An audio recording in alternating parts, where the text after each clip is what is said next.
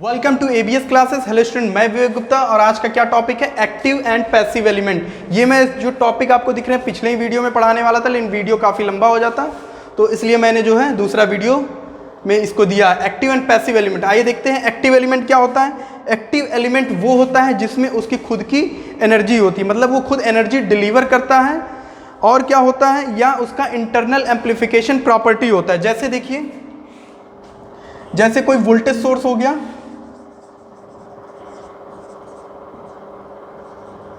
Voltage source हो गया, ये आपका क्या है, ये एनर्जी डिलीवर करता है, तो ये क्या हो गया, एक्टिव एलिमेंट। और क्या हो गया, करंट सोर्स, करंट सोर्स ये भी क्या करता है स्टूडेंट, एनर्जी को डिलीवर करता है, तो ये क्या हो गया आपका एक एक्टिव एलिमेंट हो गया।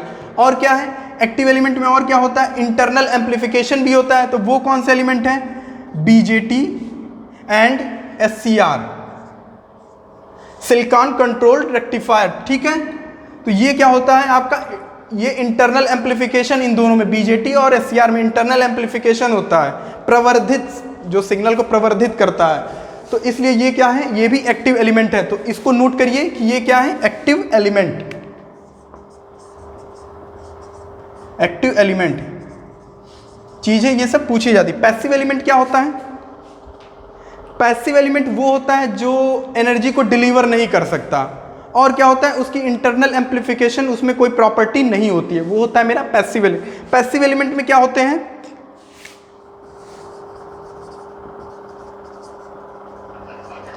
पैसिव एलिमेंट में आपका होता है R, L and C, resistance, inductance and capacitance. ठीक है, ये तीनों चीजें आपकी क्या हो गई, पैसिव एलिमेंट, क्योंकि ये एनर्जी को डिलीवर करेगा नहीं।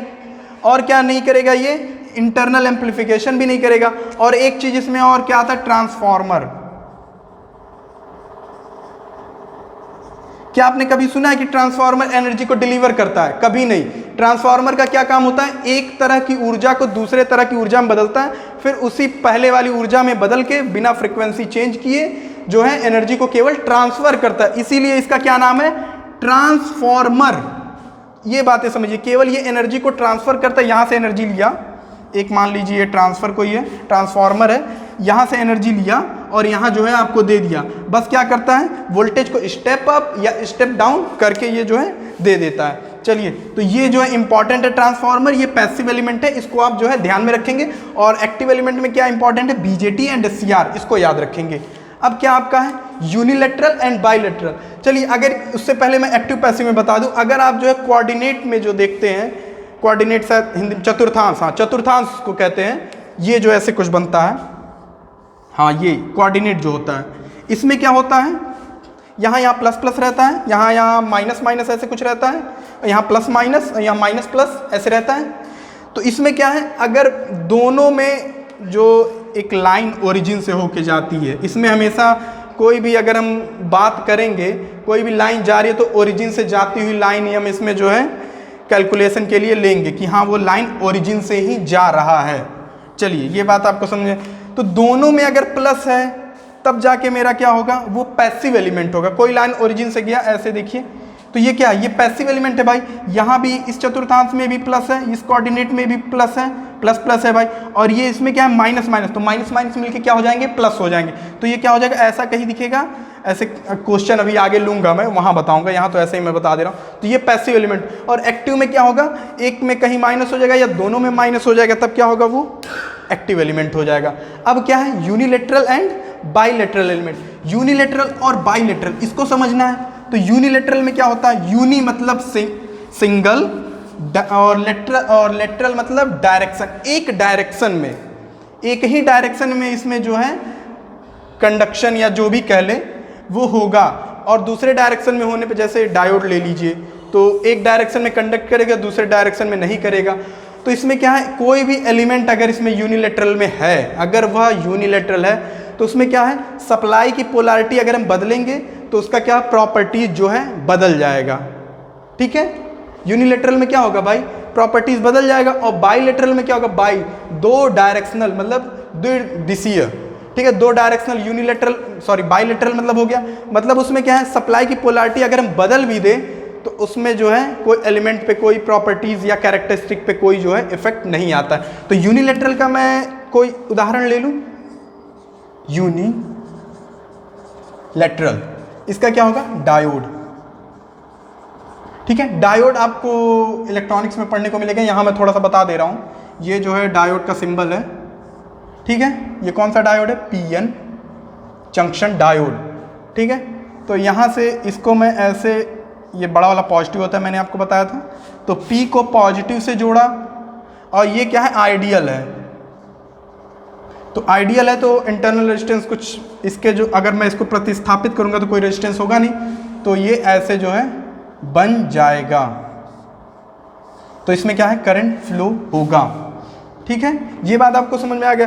अब अगर मैं सप्लाई की पोलैरिटी बदलता हूँ स्टूडेंट, देखिए ये डायोड वही है, ये तो कंडक्ट करेगा। अब कुछ ऐसा जो है मैंने कर दिया, पोलैरिटी देखिए मैंने साइन बदल दिया, प्लस इस बार यहाँ, माइनस इस बार यहाँ, ये P है, ये N है। तो क्या है, N जो है पॉजिटिव से इस बार जुड़ा है, तो ये क्या हो जाएगा, सीधे सीधे आइडियल है भाई, तो ये क्या हो जाएगा, ये आपका ओपन सर्किट हो जाएगा। पोलैरिटी बदलते ही ये क्या है, ओपन सर्किट हो गया। तो प्रॉपर्टीज बदल रही है कि नहीं, यहाँ तो भाई सीधे करंट कंडक्ट शॉर्ट सर्किट हो गया, करंट फ्लो हो रहा है, यहाँ सीधे ओपन सर्किट हो रहा है। तो यूनिलैटरल में क्या हो रहा है, प्रॉपर्टीज जो है बदल जा रही हैं। अब देखते हैं, इसको नोट करिए, यूनिलैटरल का एग्जाम्पल क्या है, डायोड। अब इसी में मैं देखता हूँ बाइलैटरल। बाइलैटरल क्या होगा भाई, दोनों दिशाओं में जो है अगर मैं करंट जो है एक बार एक डायरेक्शन में एक बार दूसरे डायरेक्शन में फ्लो करवाऊंगा तो उसके कैरेक्टरिस्टिक पे कोई इफेक्ट नहीं पड़ेगा, बाइलैटरल। इसका एग्जांपल क्या होगा, R L and C, resistance, inductance and capacitance. तो इसमें मैं एक रेजिस्टेंस लेता हूं, ये प्लस माइनस, तो क्या होगा, करंट फ्लो होगा भाई, करंट फ्लो, इसको ई में मान लेता हूं, ये प्लस माइनस ये आर, तो इसमें करंट तो फ्लो हो रहा है। अब क्या करूं, मैं इसका डायरेक्शन बदल दूं, आर ई, इस बार प्लस यहाँ माइनस यहाँ है, बड़ा वाला जो है लाइन इस साइड मैंने इस बार खींचा है, तो क्या है, फिर भी भाई इसमें करंट फ्लो होगा, बस डायरेक्शन करंट का बदल जाएगा, लेकिन करंट तो फ्लो हो रहा है। तो ये क्या हुआ, ये बाइलैटरल हो गया। तो इसका एग्जांपल भी आप स्टूडेंट नोट कर लीजिए, R L and C, resistance, inductance and capacitance. अब क्या आता है, अगला क्या टॉपिक है, और इसको अगर मैं कोऑर्डिनेट में अगर मैं दर्शाऊंगा तो उसमें क्या होता है, बस जैसा इस साइड हो, मान लीजिए इस साइड ऐसा है तो यहाँ भी ऐसे ही होना चाहिए, कि जैसा यहाँ जैसा एक कोऑर्डिनेट में बने वैसा दूसरे कोऑर्डिनेट में बने, तो क्या होता है, वो बाइलैटरल होता है। अगर क्या है, एक कोऑर्डिनेट में ऐसे कुछ कर्व टाइप का गया, दूसरे कोऑर्डिनेट में एकदम सीधा चला गया, तो ये यूनिलैटरल हो गया भाई, इसमें अलग कुछ कैरेक्टरिस्टिक दर्शा रहा है, इसमें कुछ अलग दर्शा रहा है, तो ये अलग हो गया। चलिए, कोऑर्डिनेट के माध्यम से भी आपने इसे समझ लिया। अब क्या आता है स्टूडेंट, अब आपका आता है linear and non linear element. ये क्या होता है, लीनियर क्या होता है, जो ओम्स लॉ को स्टूडेंट जो भी एलिमेंट फॉलो करेगा वो मेरा हो जाएगा लीनियर सर्किट या लीनियर एलिमेंट, और जो मेरा ओम्स लॉ फॉलो नहीं करेगा वो मेरा क्या हो जाएगा, नॉन लीनियर एलिमेंट। तो इसमें क्या है, इसको चलिए अब हम कुछ उदाहरण लेते हैं, कुछ क्वेश्चन लेते हैं, उसके बाद active, passive, unilateral, bilateral, linear, non linear हम समझते हैं। तो आइए देखते हैं इससे रिलेटेड कुछ क्वेश्चन। तो स्टूडेंट कुछ क्वेश्चन दिए गए हैं, क्वेश्चन ये पहला, ये दूसरा वाला, ये मेरा तीसरा, चौथा, पांचवा, छठवां। इसमें मुझे क्या फाइंड आउट करना है स्टूडेंट, इसमें मुझे कमेंट करना है कि एक्टिव है, पैसिव है, यूनिलैटरल है या बाइलैटरल है, लीनियर है या नॉन लीनियर है, ये सब चीज़ें मुझे इसमें कमेंट करना। तो ये देखिए, ये तो ओरिजिन से, सभी ओरिजिन से ही जा रहे होंगे, क्योंकि इसमें कमेंट करने के लिए पहले ये कंडीशन है, सब ओरिजिन से ही जाने चाहिए। चलिए ये बात आपको, तो क्या ये लाइन आपको लीनियर दिख रहा है, यहाँ से लेके यहाँ तक तो भाई आपका लीनियर है, लेकिन उसके बाद ये देखिए जो है आई के जो है ये समानांतर हो जा रहा है, उसके पैरेलल हो जा रहा है, तो ये क्या है, नॉन लीनियर। पहला चीज आपको क्या मिल गया, नॉन लीनियर। भाई लीनियर होता है एक सीधी लाइन ऐसे होती। चलिए अब क्या इसमें मैं बताऊंगा, ये एक्टिव है या पैसिव है, ये चीजें देखने के लिए भाई देखिए, प्लस इधर भी है, प्लस इधर भी, ये प्लस प्लस में है, और ये क्या है, माइनस और माइनस, तो माइनस माइनस मिलके क्या हो जाएगा, प्लस, और प्लस प्लस मिलके भाई प्लस होता ही है। तो ये भी प्लस हो गया, ये भी प्लस हो गया, तो क्या हो गया, ये पैसिव एलिमेंट, ये पैसिव एलिमेंट हो गया। अब क्या इसमें बताना है, ये यूनिलैटरल है या बाइलैटरल है। तो ये बाइलैटरल के लिए क्या होता है, दोनों कोऑर्डिनेट में क्या होना चाहिए स्टूडेंट, जो उसके विपरीत में हो, दोनों कोऑर्डिनेट में ग्राफ एकदम सेम दिखना चाहिए। क्या ग्राफ सेम दिख रहा है, यहाँ तक तो सेम दिख रहा है भाई, लेकिन उसके बाद एक लाइन आई के पैरेलल हो गया, तो ये क्या है, यूनिलैटरल। इसको मैं क्या लिखूंगा, यूनिलैटरल। चलिए ये कमेंट हो गया इसमें। अब दूसरे वाले में देखते हैं, दूसरे में आप बताइए क्या है, क्या लीनियर है या नॉन लीनियर है। सीधा सीधा दिख रहा है भाई, एक लाइन गया है वो भी ओरिजिन से गया है, तो क्या होगा, लीनियर। अब क्या इसमें है, ये एक्टिव है या पैसिव है। भाई प्लस प्लस वाले में है तो ये प्लस, माइनस माइनस मिलके क्या हो जाएगा, प्लस, तो ये क्या होगा, पैसिव। दोनों प्लस है भाई, पैसिव हो गया। ऐसे याद करिए, पैसिव प्लस, ठीक है। और लीनियर के लिए तो सीधे ओरिजिन से जा रहा है तो लीनियर। अब क्या बच रहा है, यूनिलैटरल या बाइलैटरल। तो इस कोऑर्डिनेट में देखिए जो लाइन है वही लाइन यहाँ भी है, तो क्या होगा, ये बाइलैटरल हो जाएगा। बाइलैटरल में क्या होता है भाई, जो मैंने सर्किट के माध्यम से आपको बताया था, कैरेक्टरिस्टिक दोनों साइड जो है बराबर होने चाहिए अगर मैं सप्लाई को जो है बदल रहा हूँ तो वही चीज़ इसमें है। तो ये लीनियर हो गया, पैसिव एंड बाइलैटरल एलिमेंट ये हो गया। अब तीसरे वाले पे आते हैं। तो पहले इसमें मुझे लीनियरिटी देखिए, ओरिजिन से जा रहा है तो हाँ भाई लीनियर है, और लीनियर सीधा दिखाई भी दे रहा है। अब क्या इसमें देखना है, अब इसमें देखना है पैसिव है या एक्टिव है, क्या है भाई। इसमें क्या होता है, ये वाला प्लस होता है, ये प्लस होता है, ये माइनस होता है, ये माइनस, ठीक है। तो ये क्या हो जाएगा, प्लस माइनस मिलके माइनस हो जाएगा, प्लस माइनस मिलके माइनस हो जाएगा। भाई माइनस मिला तब क्या है, ये एक्टिव एलिमेंट। दोनों में स्टूडेंट प्लस मिलना चाहिए तब जाके ये क्या होगा, पैसिव होगा। अगर एक में भी माइनस मिल गया, दोनों में भी माइनस मिल गया, तो क्या हो जाएगा, एक्टिव एलिमेंट हो जाएगा।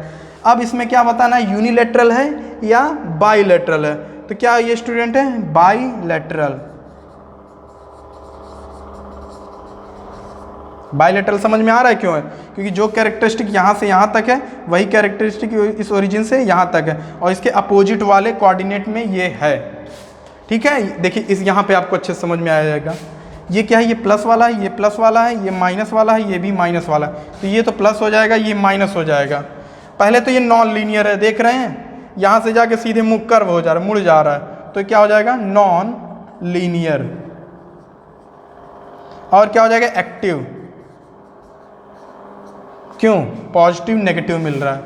अब क्या होगा स्टूडेंट, इसमें पैसिव और एक्टिव बताना है। कुछ लोग कहेंगे क्या है ये, सॉरी इसमें अब क्या बताना है, यूनिलैटरल बाइलैटरल। तो इसमें कुछ लोग कहेंगे सर जो कैरेक्टरिस्टिक यहाँ दिख रहा है वही कैरेक्टरिस्टिक यहाँ दिख रहा है। नहीं, ऐसा नहीं है, देख तो रहा है, लेकिन ये क्या है, उसके विपरीत वाले में ये चीज़ होगा तब सही होगा, लेकिन उसके विपरीत में नहीं है भाई। इसका विपरीत क्या होगा, प्लस प्लस का ये वाला चतुर्थांश होगा, पहले का तीसरा, दूसरे का चौथा, ये उसका विपरीत होगा। तो ये क्या होगा, ये यूनिलैटरल हो जाएगा। चलिए ये चीज नोट करिए।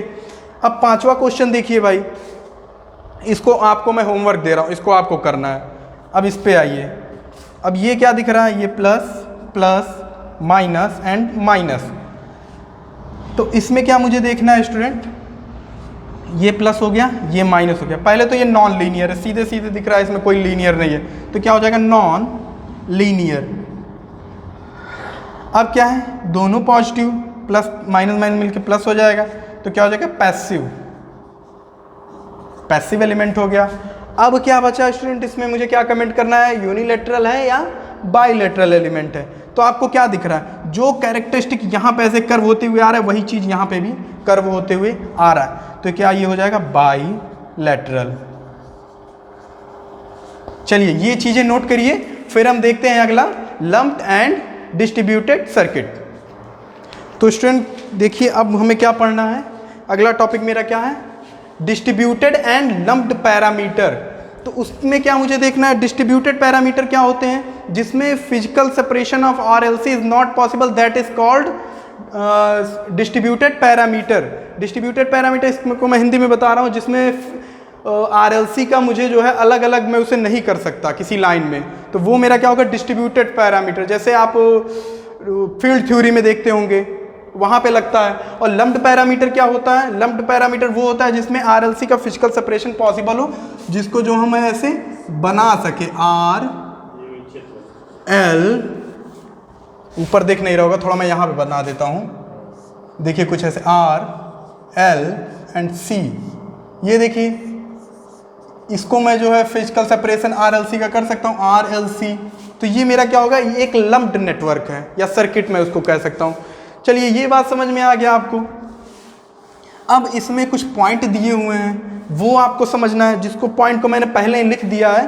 क्यों लिख दिया, क्योंकि आपको इसे नोट करना है, ये भविष्य में आपके एग्जाम में बहुत काम आने वाले हैं। तो इंपॉर्टेंट पॉइंट है, आप नोट नंबर पहला डालेंगे, उसमें क्या कह रहा है, Ohm's law can not be applied for non linear lumped parameter. मतलब क्या है, ओम्स लॉ को मैं जो है नॉन लीनियर लम्प्ड पैरामीटर पे मैं अप्लाई नहीं कर सकता, भले ही वो मेरा लम्प्ड हो, मतलब संकेंद्रित हो वो पैरामीटर, जैसे यहाँ पे मैंने बनाया। लेकिन अगर वो नॉन लीनियर होगा तो क्या वहाँ ओम्स लॉ लगेगा? अभी मैंने बताया ओम्स लॉ जो है नॉन लीनियर पे नहीं अप्लाई होता है, तो भले वो लम्प्ड हो, ऐसा कुछ संकेंद्रित हो या कॉन्सेंट्रेटेड हो, RLC अलग अलग ऐसे दिख रहा हो, लेकिन अगर वो नॉन लीनियर होगा तो वहाँ पे मैं ओम्स लॉ स्टूडेंट अप्लाई नहीं कर पाऊंगा।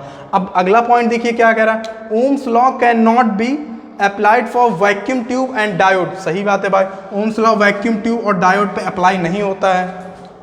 ये भी पॉइंट आप याद रखेंगे, कभी कभी क्वेश्चन में ऐसे ऑप्शन कुछ दे देगा, Ohm's law can not be applied for, और 4 ऑप्शन दे देगा, उनमें से एक वैक्यूम ट्यूब दे देगा और कुछ और ऑप्शन दे देंगे, तो उसमें आपको लगाना रहेगा वैक्यूम ट्यूब, या डायोड देगा रहेगा तो डायोड लगाना है। अगला क्या कह रहा है, KVL and KCL can not be applied for distributed parameter. भाई डिस्ट्रीब्यूटेड पैरामीटर पे मैं KVL KCL कैसे लगाऊंगा, क्योंकि उसमें RLC जो है मुझे, ये देखिए कोई डिस्ट्रीब्यूटेड ऐसे मान लीजिए ऐसे है, तो ये डिस्ट्रीब्यूटेड है, तो इसमें मैं कैसे बताऊंगा कि कौन सा R है, कौन सा L है, कौन सा C है, तो इसमें मैं नहीं बता सकता। तो इसमें मैं KVL KCL भाई मैं कैसे लगा दूंगा जब मुझे पता ही नहीं रहेगा। KVL के लिए क्या करते हैं, I इंटू R करते हैं, या V का जो है सम करते जाते हैं, तो R मुझे पता ही नहीं चलेगा, तो मैं कैसे वहाँ पे लगाऊंगा। तो ये बात आपको समझ में आ गया, KVL and KCL can not be applied for distributed parameter. Distributed parameter के लिए हम KVL KCL को अप्लाई नहीं कर सकते हैं। Since for distributed parameter physical separation, क्योंकि उनका पॉसिबल नहीं है, वही बात जो मैंने बताया, of RLC can not be possible. देखिए अब अगला पॉइंट यहाँ पे क्या कह रहा है, but KVL and KCL can be apply. अब देखिए KVL और KCL कहाँ कहाँ लगता है, बहुत इंपॉर्टेंट है। KVL and KCL can be applied for lumped linear circuit हो और वो लम्प्ड हो, मतलब अलग अलग RLC आपको ऐसे पता हो, R, L एंड C, ये आपको अगर ऐसे ऐसे पता हो तो आप इस पे क्या KVL लगा सकते हैं भाई आसानी से। अब क्या हो, नॉन लीनियर, अगर वो सर्किट नॉन लीनियर भी है तो भी वहाँ मैं KVL और KCL को लगा सकता हूँ, बस मैं ओम्स लॉ को नहीं लगा सकता। चलिए अब क्या है, यूनिलेटरल कोई एलिमेंट हो मैं वहाँ पे लगा सकता हूँ, बाईलेटरल एलिमेंट हो मैं वहाँ भी लगा सकता हूँ, टाइम वेरिएंट हो, समय के अनुसार उसके प्रॉपर्टीज़ में अगर उस एलिमेंट के कुछ बदलाव भी आ रहा है तो भी मैं वहाँ पे लगा सकता हूँ। टाइम इनवेरिएंट हो, समय के साथ बदलाव नहीं हो रहा है, उस पर भी मैं लगा सकता हूँ।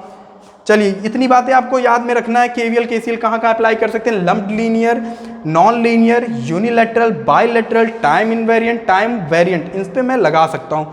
अब अगला क्या कह रहा है, पॉइंट नंबर 4 को मैं ध्यान दूंगा, KVL and KCL will be fail for high frequency. Very important question इस पे बहुत आता है स्टूडेंट, इसको नोट कर लेंगे। KVL and KCL will be fail for high frequency. High frequency के लिए स्टूडेंट क्या होता है, मेरा KVL KCL फेल हो जाता है, वहाँ मैं फील्ड थ्योरी को जो है अप्लाई करता हूँ। चलिए network theory can be applied for lumped parameter.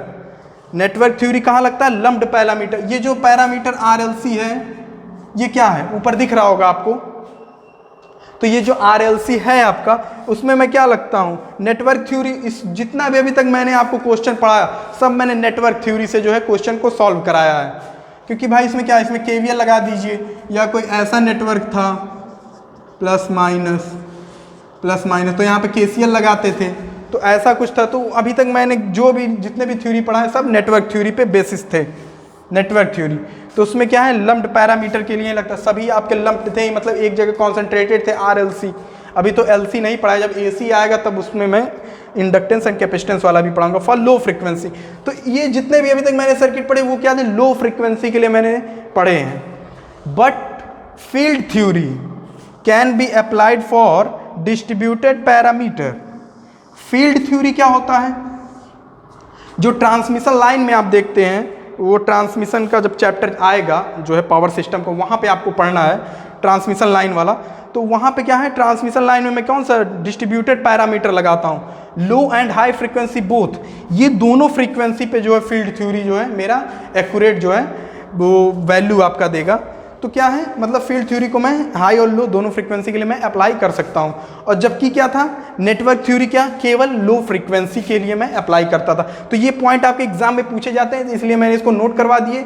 अब क्या है, जो ट्रांसमिशन लाइन में है ये तो मैंने बता ही दिया, एक पॉइंट और लिखना था, जगह नहीं है, मैं बता दे रहा हूँ। ट्रांसमिशन लाइन में मैं फील्ड थ्योरी को जो है अप्लाई करता हूँ। और क्या है, नेटवर्क थ्योरी मेरा बहुत आसान होता है, नेटवर्क थ्योरी मेरा बहुत आसान होता है, लेकिन जो है मेरा एक्यूरेसी उसकी बहुत कम होती है।